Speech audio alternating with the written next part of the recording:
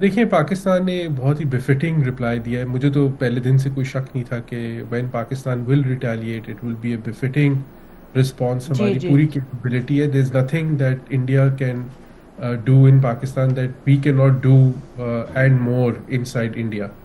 تو وہ ہم نے ڈیمونسٹریٹ کر دیا ہے. اس وقت ایک ونڈو ہے میرا خیال ہے ڈی ایسکلیشن کی, کیونکہ پاکستان نے ڈیمونسٹریٹ کر دیا اپنا ریزولو اور ڈیٹرنس کو بھی ڈیمونسٹریٹ کیا ہے. تو دیکھنا یہ ہے کہ کیا this will be enough for India or not, یا پھر وہ اگلے 24 سے لے کے 48 گھنٹوں میں کوئی اور بہانہ بنا کے, جیسے وہ پچھلے 2-3 دنوں سے جھوٹی خبریں پھیلا کے پاکستان کے حملوں کے بارے میں وداؤٹ اینی ایویڈنس بہانہ بنا رہے تھے, ہمیں ایسکلیٹ کر رہے تھے, ہمارے یہاں حملے کر رہے تھے.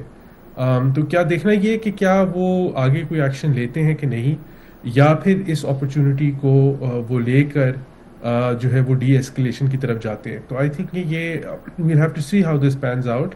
جہاں تک پاکستان کا تعلق ہے, ہمیں چوکنا رہنا چاہیے. ہمیں کوئی شک نہیں ہے کہ ہماری آرمڈ فورسز جو ہیں وہ بالکل کیپیبل ہیں, اور وہ I am sure are 100% on the alert, اور and we should be open for any possibility. میں یہاں پہ ایمفسائز کرنا چاہوں گا کہ we must not take India and its current leadership جو ایک ہندوتوا مائنڈ سیٹ کے اندر بہت زیادہ ان پہ انفلوئنس آ چکا ہے.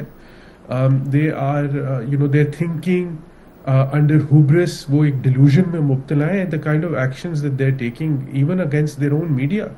انہوں نے اپنے بہت سارے جرنلسٹ کو بین کر دیا جی انڈیا میں. بالکل دا بالکل وائر انہوں نے بین کر دیا ہے, بے شک انہوں نے بی بی سی کو بین کر دیا انڈیا جی میں جی فار بالکل اسپریڈنگ فیک. تو بالکل اس طرح کا جو ملک ہے جو اتنا فیشسٹ, اتنا انٹالرنٹ, اتنا ڈیلوژن کا شکار جی ہو جائے, جی وہاں اس سے آپ کچھ بھی ایکسپیکٹ کر کچھ بھی سکتے ہیں. ایکسپیکٹ کر سکتے ہیں. ایبسلیوٹلی انپریڈکٹیبلٹی کی انتہا کہ اگر اب آپ یہ پریزیوم کریں کہ امریکہ اور وٹ ایور کے تھرو بھجوا رہے میسج انڈیا کے, جی ٹھیک ہے we are willing to talk, اب ہم اسکلیٹ نہیں کرتے, تو واٹ وڈ یو سے کہ جی کیا کہے پاکستان, کیا کن ٹرمز میں؟ دیکھیں میرا تو پہلے دن سے ویو ہے کہ if the Americans have asked us کہ جی آپ ڈی ایسکلیٹ نہ کریں یا آپ ایسکلیٹ نہ کریں, ڈی ایسکلیشن کی طرف جائیں, تو I think there is couple of things we can ask. پہلی بات تو یہ کہ وہ انڈیا سے ایکسیپٹ کروا لیں اپنی لاسز پبلکلی. دوسرا یہ Indus water treaty, I agree with Johar صاحب کہ I think that's the most important thing. اس پہ کوئی سیٹسفیکشن پاکستان کو ملنی چاہیے. اینڈ آئی تھنک تیسرا بہت امپورٹنٹ ہے کہ this is now the second third time we've almost come close to a wide ranging conflict, two nuclear neighbors.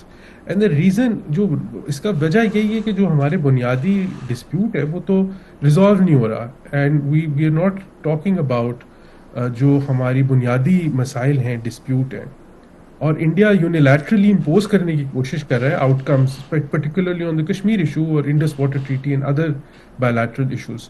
تو یہ رویہ جو ہے وہ انڈیا جو ہے وہ نہیں رکھ سکتا ساؤتھ ایشیا میں اور پاکستان کے ساتھ.